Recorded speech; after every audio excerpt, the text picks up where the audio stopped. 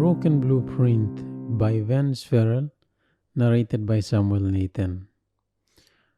Part 2E, How the Hand Came. The story of how medicine destroyed itself. It would almost be well if we could stop here, but there is more history to medicine, important lessons that we need to learn so that we may not repeat their mistakes. Quote, from Berrien Spring, one of us, as you know, went down to Madison, Tennessee, by the counsel and advice of Ellen G. White, and there we planned a school which would never give degree or cater to worldly causes of study. End of quote. Taken from P.C.T. Megan, Letters to Warren Howell, January 13, 1926. Unfortunately, over the years, medicine diverged from the blueprint in two ways, both of which combined to destroy this large, successful, independent ministry. Medicine decided to obtain accreditation. First, medicine decided to follow along the pathway approved by the Accrediting Association. A nursing program had begun in 1914, and in April 1917, the Southern Accrediting Association accepted the Medicine High School into its association. By 1919, a 3-year registered nursing program was in operation. In 1922, the junior college was recognized by Tennessee State. Formal graduations began in 1927. That year, the high school was accepted into the Southern Association of College and Secondary Schools, that is SACSS. In 1929, medicine was accredited by SACSS as a junior college. In 1930, Sutherland set in motion plans to make medicine a senior college, and in November 1933, it was accepted as a 4-year college by the Tennessee College Association.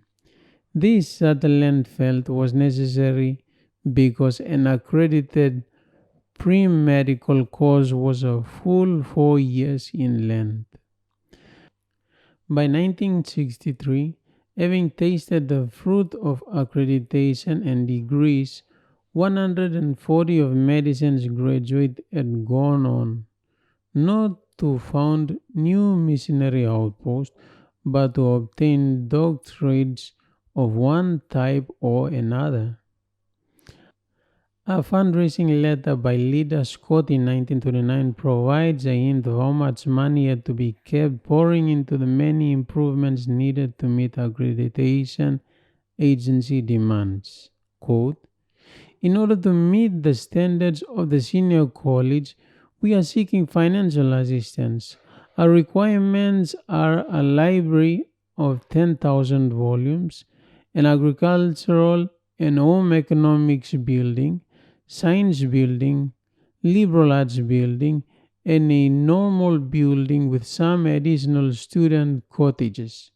It will cost in the neighborhood of $100,000 to equip the building and provide additional necessary facilities. End of quote. By Lida Scott to G.F. Peabody, December 16, 1929. Accreditation bringing heavy debt. Second, the other way in which medicine diverged from the blueprint was in yielding to the temptation to go into debts. This is how it happened. In order to meet the ever new and changing accreditation requirements, medicine was faced with a dilemma: either go sleepily into debt or have an accreditation agency closed down the nursing program and hospital. Medicine decided to go into debt in order to provide new and upgraded facilities, but the large amount of money needed to pay off their debts was so massive that the school alumni and other friends could not raise enough of it, so the entire institution was lost. Accreditation, always a will or the whip, ever calling for more equipment, building and library upgrade, and finish of the institution. Of course, medicine could have chosen to lose the accreditation, but instead it lost not only the accreditation but everything else with it. All that remained was a denominational look-alike acute care hospital. The terrible end of medicine. At the height of the financial crisis on February 3rd, 1963, the constituency of medicine voted to transfer control of medicine to the Southern Union Conference. The Union accepted control on February 7th, pending General Conference approval, which was received on April 4th. Please understand, this transfer was only made because church leaders had promised that they would continue the full school with its instructional and vocational divisions. In spite of that agreement, this did not happen. Quote, the action taken in 1963 to transfer the operation of the college and hospital to the Adventist Church was in harmony with the statement appearing in 1914 in the pamphlet Ownership and Control of the Medicine School by Dr. E. A. Sutherland. The founders of the school have put themselves on record as being willing, whenever it shall appear to be for the best interest of the school, to turn over the property to any corporation that the Southern Union Conference may form for holding the same, provided such corporation is qualified to carry out the aim and objects for which the school was founded. The Executive Committee of the Southern Union accepted the recommendations of the Medicine College and Sanitarium constituency. Therefore, ownership of the college and hospital was transferred to the SDA denomination in April 1963. In 1964, Medicine College was closed. End of quote. Taken from Pictorial History of Medicine College, 1904 to 1964. Medicine College Anniversary Edition, 1967, page 84. Before the ink on the agreement was dry, on April 4th, 1963, the entrance signed. Medicine Sanitarium was taken down and Medicine Hospital was put in its place. Rather quickly, it was changed into an acute care facility, like the hospitals in town. St. Thomas, Baptist, Vanderbilt, and the others. On November 6, the state of Tennessee announced that it had withdrawn approval for the college's nursing educational program until further requirements and higher standards had been approved by the accrediting association. Although other denominational schools were happily changed to the ever-demanding accreditation bandwagon, it was thought that funds were not available to do this in medicine, now a church-controlled institution. Of course, that meant that although the school would continue its nursing accreditation, it could still continue on doing what Ellen White said it should do: be a vocational training school for missionary workers. Not so. The new owners saw no value in such activities, even though the school acreage and industries could essentially meet its own expenses. On February 6, 1964, the board voted not only to close down the nursing school, but the entire college as well. Yet only the nursing program had lost its accreditation. The pre-medical accreditation had been lost earlier, and medicine did not close down when that happened. The work God gave medicine to do was far broader than meeting accreditation requirements. In fact, the divinely given blueprint forbade any conformity to worldly standards. Having earlier been assured that under church control everything would continue on as before, and astounded what was about to happen, the students and alumni did what they could to save the situation, but the institution was no longer theirs to save. It now belonged to someone else, someone Ellen White never wanted it to belong to, and all effort failed. It is true that an accrediting nursing program could not continue, but the rest of the college could have remained open. The immense acreage filled with cottages, gardens, orchards, and agriculture buildings and repair equipment, all of it could have continued. Continue doing what? Providing the kind of blueprint education the Ellen White and the Rainbow Seven had started 60 years earlier. That could easily have been done by deeding the entire property, less the sanitarium, which the Southern Union wanted, to the alumni. But instead, the new owners shut down everything except the academy and sanitarium. Madison College was officially closed as of September 1st, 1964, 1 year after having been given to the Union and 60 years after the school opened in 1904. With Madison College closed, the Madison Sanitarium, now a Southern Union Acre Care Hospital, most of the acreage and all of the vocational industries equipment worth millions of dollars was sold off. Madison Foods was turned over to the Southern Union Association in 1964 and then sold to Nutritional International Corporation, that is Worthington Foods.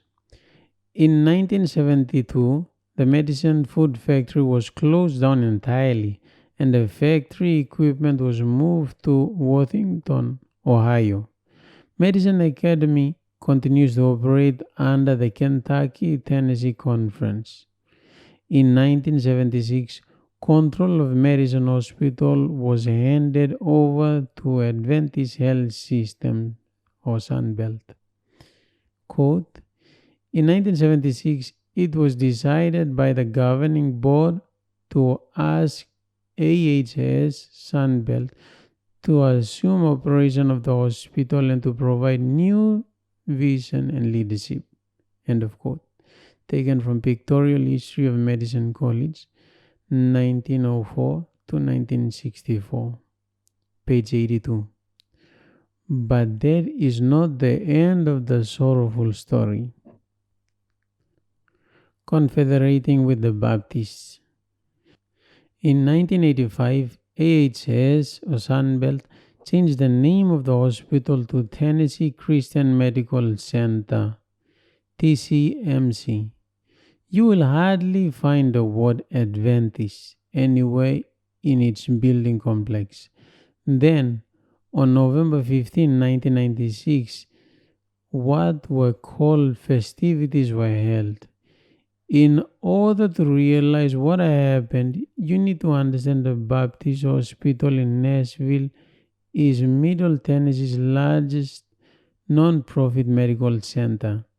Several years earlier, TCMC and Baptist entered into negotiation to explore ways to work more closely together.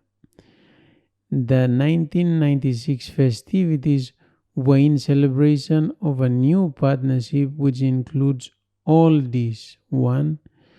Joining TCMC Baptist ownership of a new non-profit organization, Baptist Tennessee Christian Medical Group. 2. BTCMG became the employer of all physicians at the various medicine facilities. 3. A new 5-story, 95,000 square foot medical office building named Baptist Medical Plaza wide enough to fill a city block, was built next to TCMC. It is owned solely by Baptist Hospital.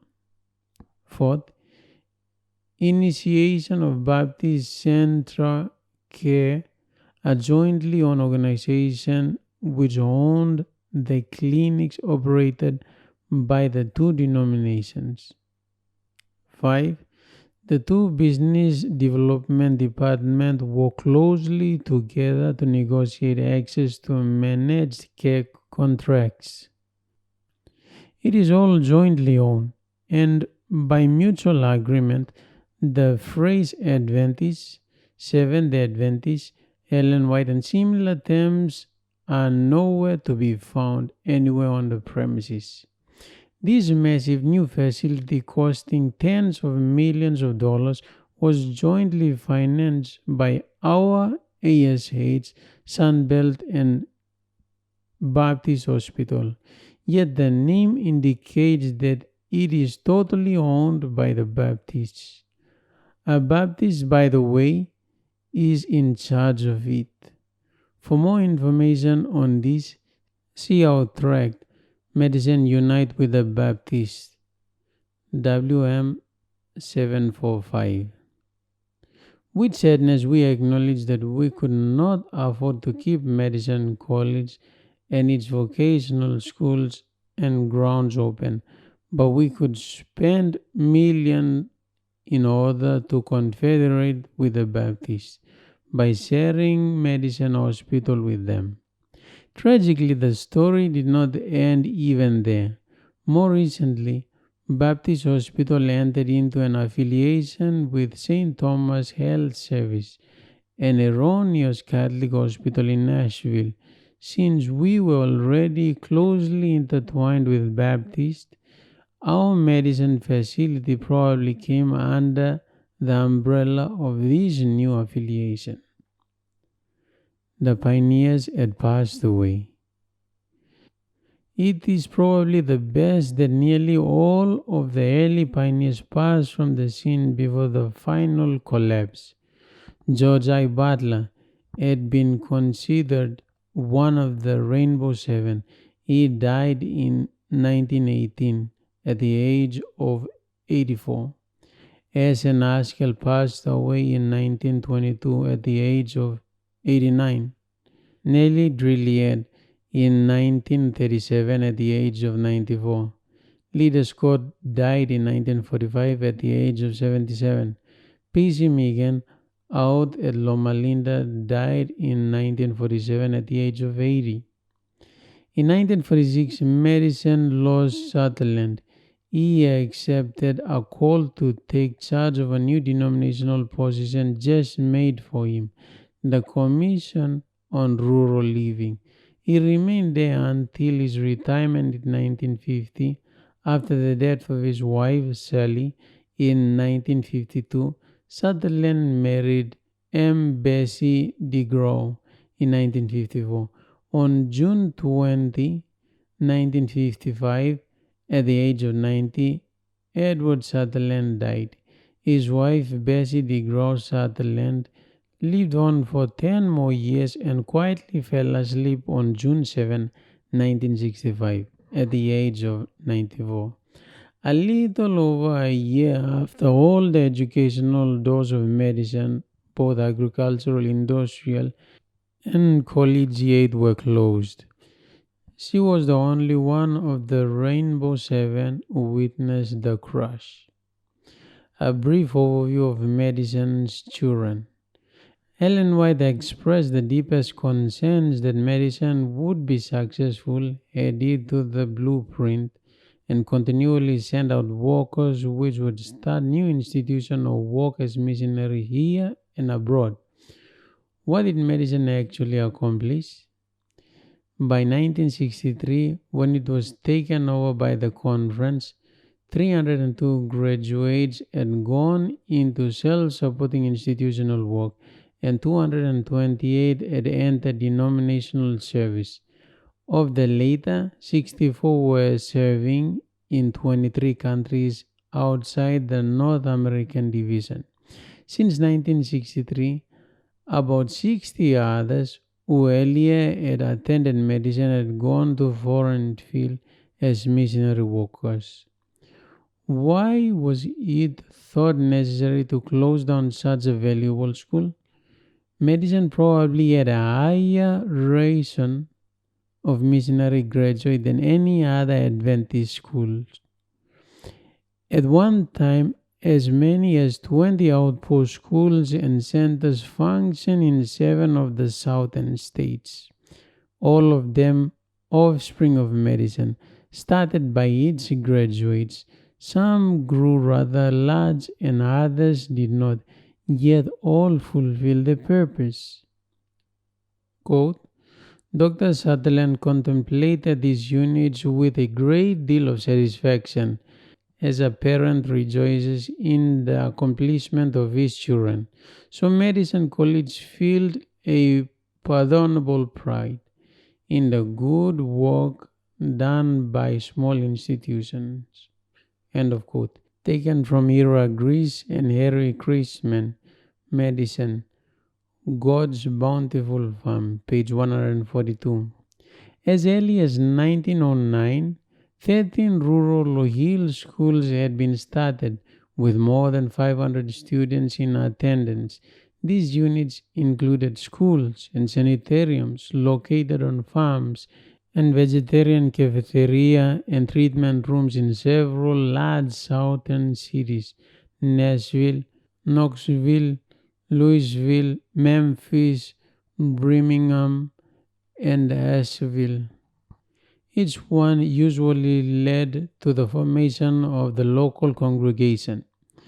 Some of these include Little Creek School and Sanitarium in Knoxville, Tennessee, now Heritage Academy in Crossville, Tennessee, Pine Forest Academy and Sanitarium Hospital in Chunky, Mississippi, Herbert Hill Academy and Sanitarium in Savannah, Tennessee, and Chestnut Hill Farm School in Portland, Tennessee. Some later became conference institutions.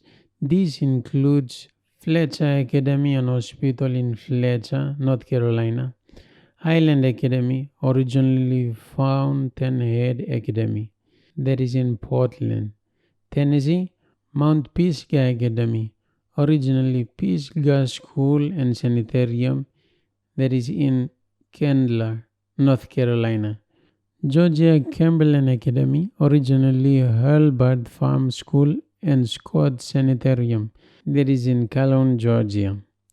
A separate institution modeled on the medicine plan is Wildwood Sanitarium and Institute in Wildwood, Georgia.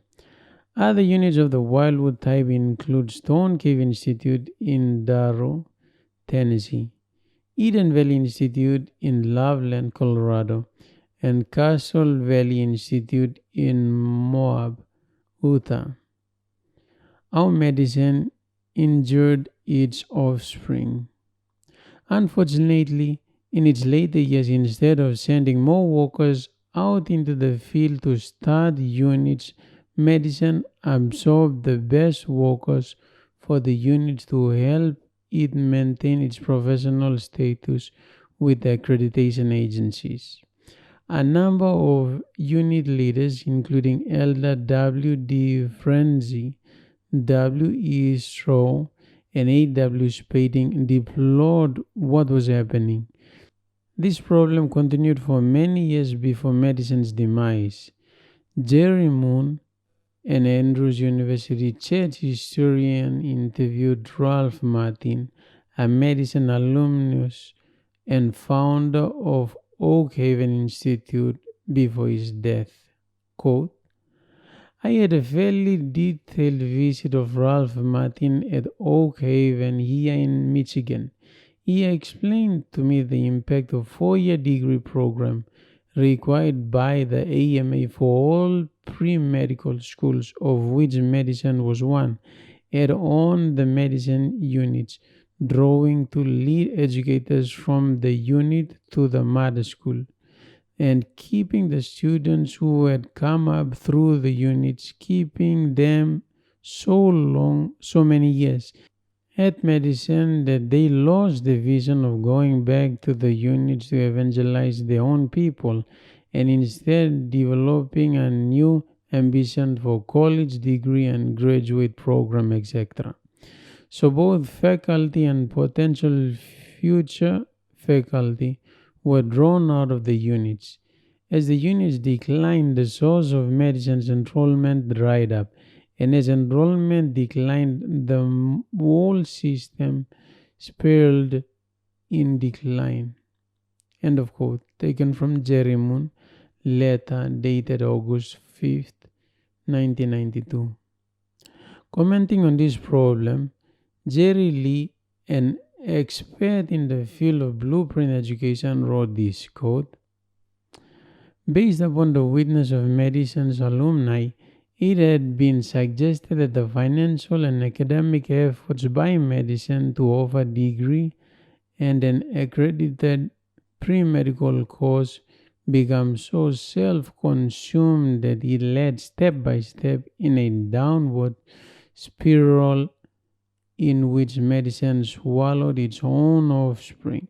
And then the conference in 1964 did to medicine as it had been doing to its children.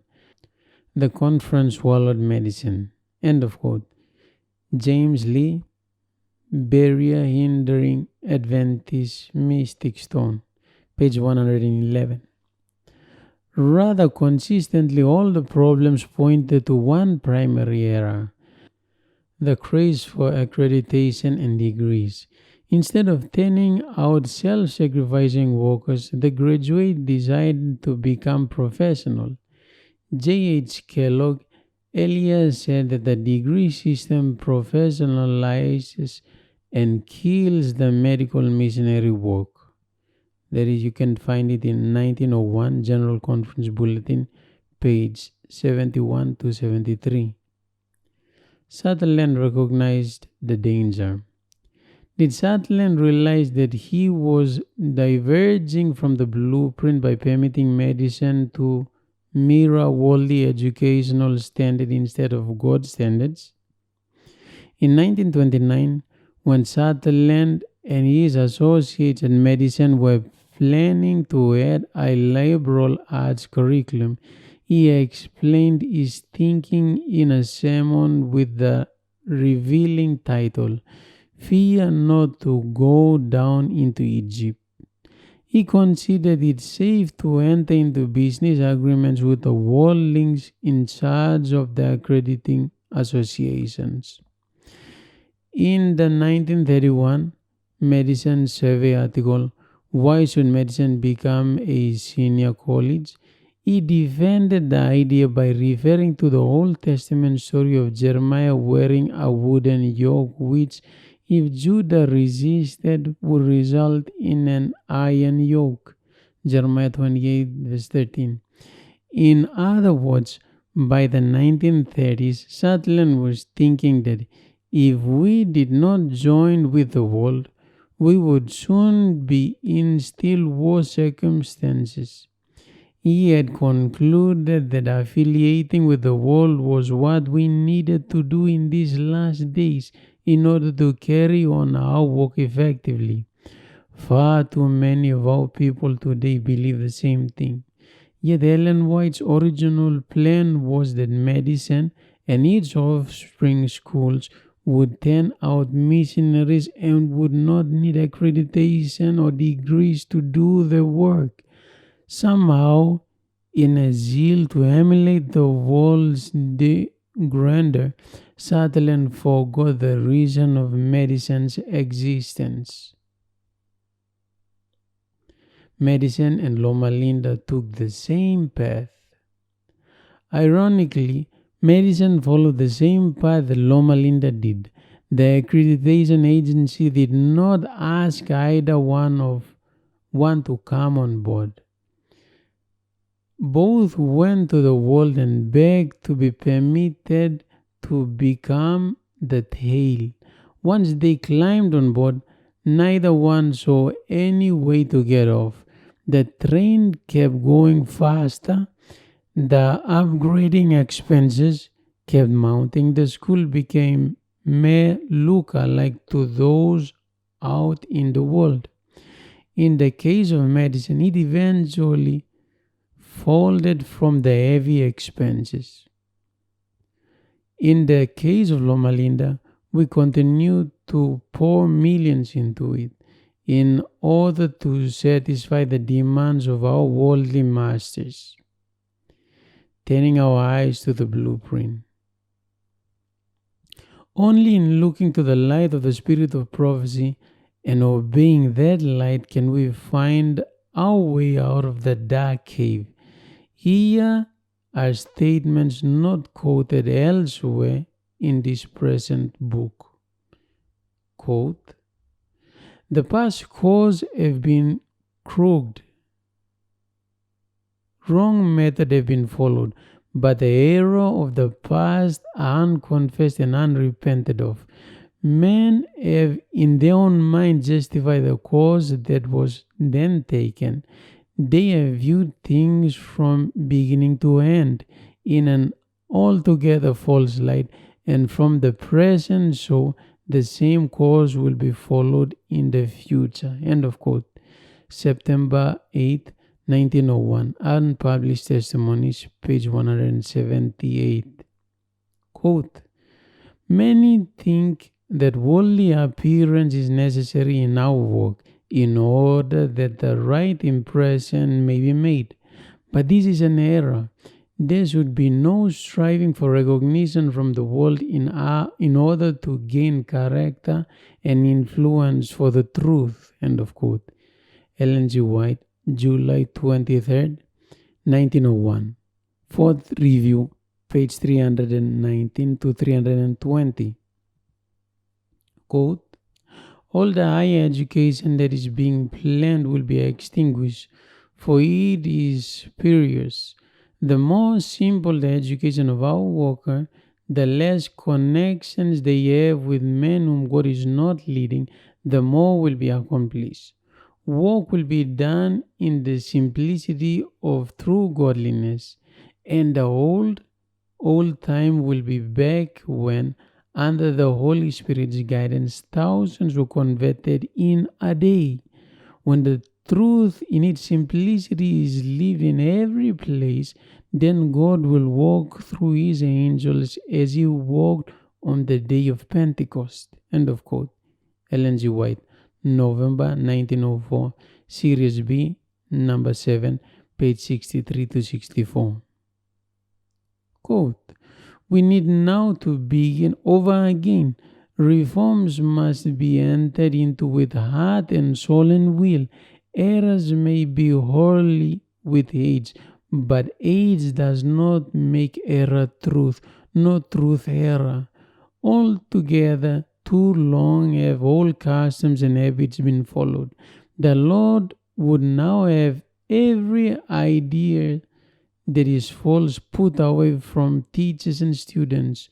We are not at liberty to teach that which shall meet the world standards or the standards of the church, simply because it is the custom to do so. The lessons which Christ taught are to be the standard. That which the Lord had spoken concerning the instructions to be given to our school or in our school is to be strictly regarded. For if there is not in some respect an education of an altogether different character from that which has been carried on in some of our schools, we need not have gone to the expense of purchasing lands and airing school buildings. Volume 6, Testimonies, page 142.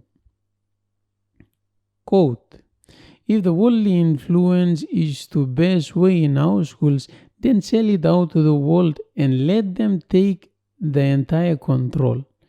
And those who have invested their means in the institution will establish another school to be conducted not upon the plan of popular schools, nor according to the desire of principals and teachers, but upon the plan which God has specified.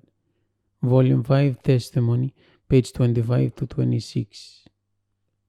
Quote, Before we can carry the message of present truth in all its fullness to other countries, we must first break every yoke connecting us to the world. We must come into the line of true education, walking in the wisdom of God and not in the wisdom of the world. God calls for messengers who will be true reformers. We must educate to prepare a people who will stand the message and then give the message to the world. End of quote. Ellen G. White, Series B, number 11, page 30. Quote, those who place themselves under God's control to be led and guided by Him will catch the steady thread of the event ordained by Him to take place, inspired with the Spirit of Him who gave His life for the life of the world. They will no longer stand still in impotency, pointing to what they cannot do, putting on the armor of heaven. They will go forth to the warfare, willing to do and dare for God, knowing that His omnipotence will supply their need. End of quote. Volume 7 of Testimonies, page 14. Quote, though in many respects our institution of learning have swung into worldly conformity, through step by step they have advanced towards the world. They are prisoner of hope. Faith has not so woven its message about their walking that they need to remain helpless and in uncertainty. If they will listen to His voice and follow in His ways, God will correct and enlighten them and bring them back to their upright position of distinction from the world. When the advantage of walking upon Christian principle is discerned, when self is hid in Christ, much greater progress will be made, for each walker will help his own human weakness. He will supplicate for the wisdom and grace of God and will receive the divine help that is pledged for every emergency. Opposing circumstances should create a firm determination to overcome them. One barrier broken down will give greater ability and courage to go forward. Press in the right direction and make a change solidly, intelligently.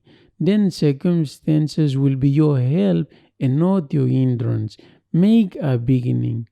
The oak is in the corn. End of quote. Volume 6 of Testimony, page 145. Quote, there is a little hope in one direction. Take the young men and women and place them where they will come as little in contact with our church as possible. That the low grade of piety which is currently in these days shall not leaven the idea of what it means to be a Christian. End of quote. Ellen G. White to S.N. Haskell, May 9, 1892, manuscript H16F. Quote, young men who have never made a success in the temporal duties of life will be equally unprepared to engage in the higher duties. A religious experience is gained only through conflict, through disappointment, through severe discipline of self, through earnest prayer. The step to heaven must be taken one at a time, and every advanced step gives strength for the next. End of quote. Counsels to Teachers, page 100. Quote, even in seeking a preparation for God's service, many are turned aside by wrong methods of education. Life is too generally regarded as made up of distinct periods, the period of learning and the period of doing, of preparation and of achievement. In preparation for a life of service, the youth are sent to school to acquire knowledge by the study of books. Cut off from the responsibility of everyday life, they become absorbed in study and often lose sight of its purpose. The ardor of their early consecration dies out, and too many take up with some personal selfish ambition. Upon their graduation, thousands find themselves out of touch with life. They have so long dealt with the abstract and theoretical that when the whole being must be aroused to meet the sharp contest of real life, they are unprepared. End of quote. Education, page 265. Quote, an education derived chiefly from books leads to superficial thinking. Practical work encourages close observation and independent thought. Rightly performed, it tends to develop that practical wisdom which we call common sense. It develops ability to plan and execute, strengthens courage and perseverance, and call for the exercise of tact and skills. End of quote. Education, page 220. Quote, the students in the school are to be taught to be strict health reformers. End of quote. Ellen G. White, February 20, 1908. Councils on Diet and Food, page 450. Quote, we plead for sanitariums, not expensive mammoth sanitariums, but home-like institutions in pleasant places. End of quote. Medical Ministry, page 323. Quote, let our sanitariums become what they should be, homes where healing is ministered to sin-sick soul. And this will be done when the workers have a living connection with the great healer. End of quote. Councils on Health, page 542. Quote, in Australia, we also worked as Christian medical missionaries. At times, I made my home in Koranbong, an asylum for the sick and afflicted. My secretary, who had received the training in the Battle Creek Sanitarium, stood by my side and did the work of a missionary nurse.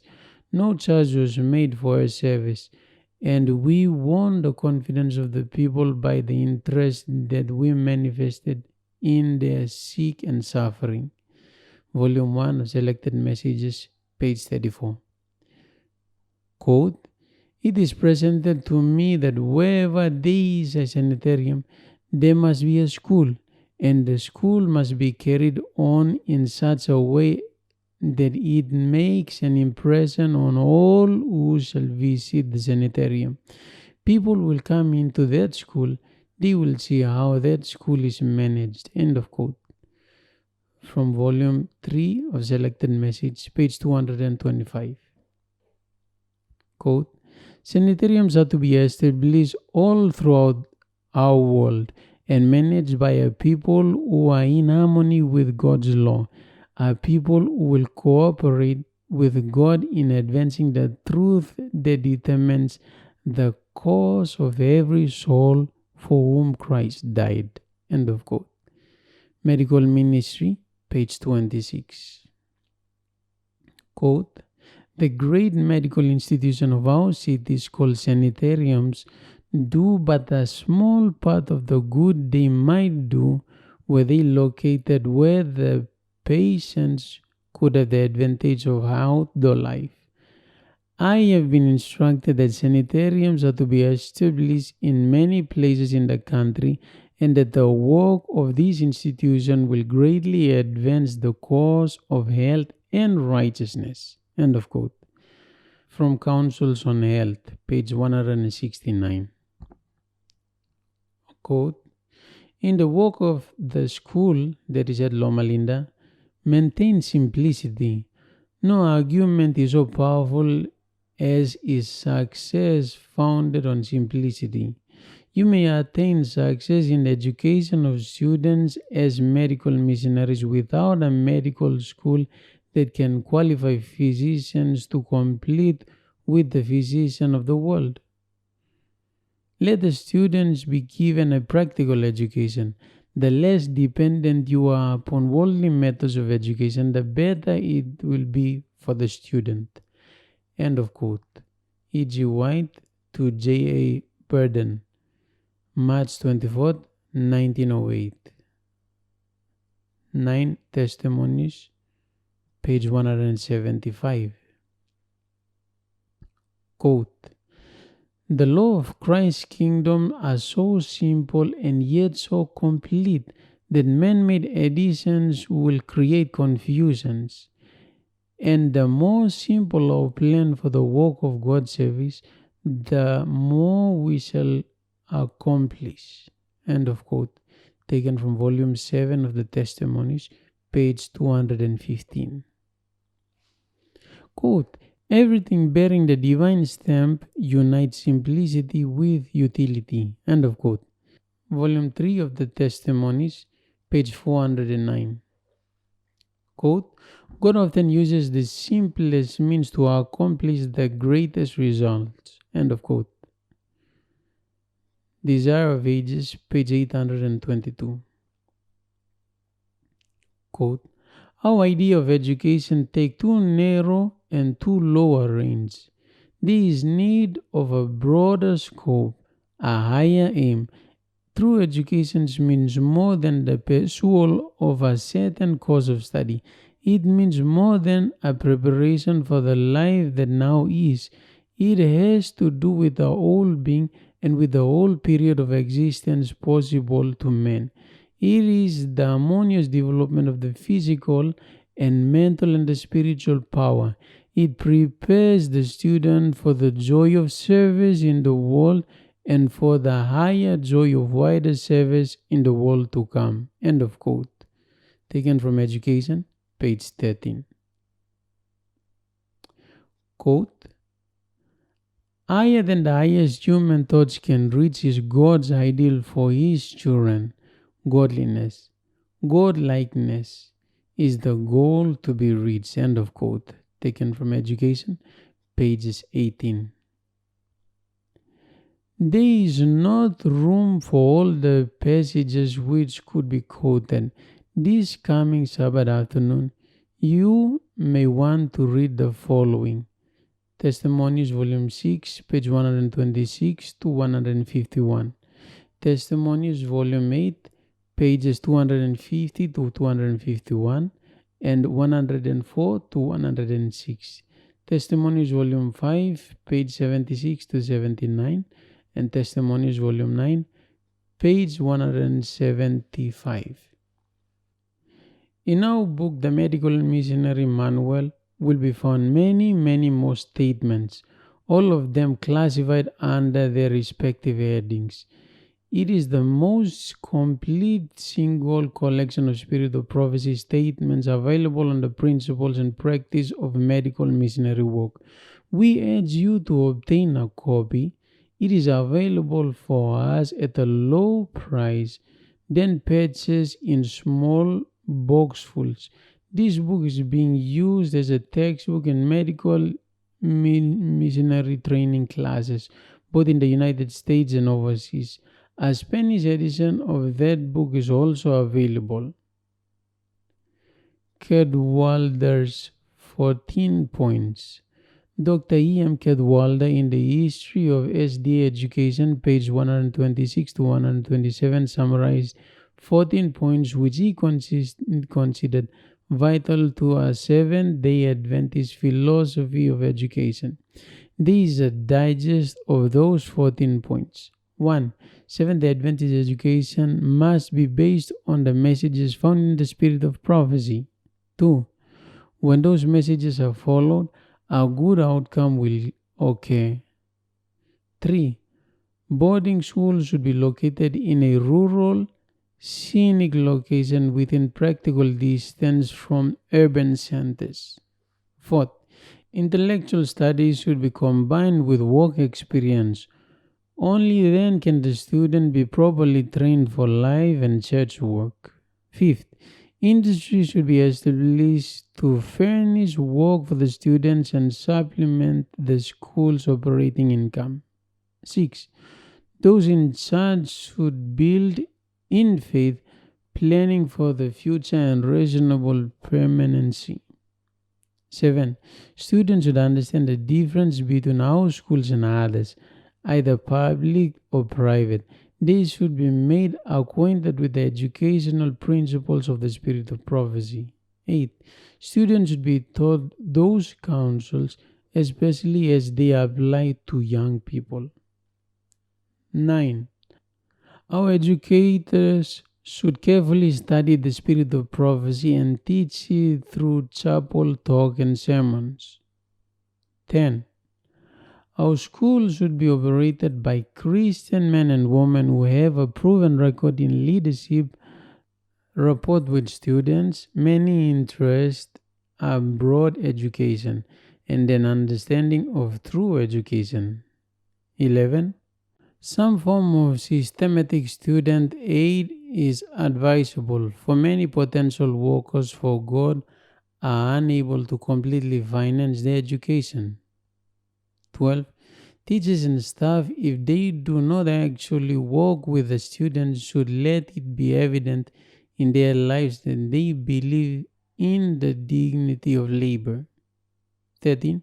Useful occupation, Christian help work, and missionary endeavor should generally replace sports and organized amusements. 14. Educators should study the spirit of prophecy, writing on the subject of recreation.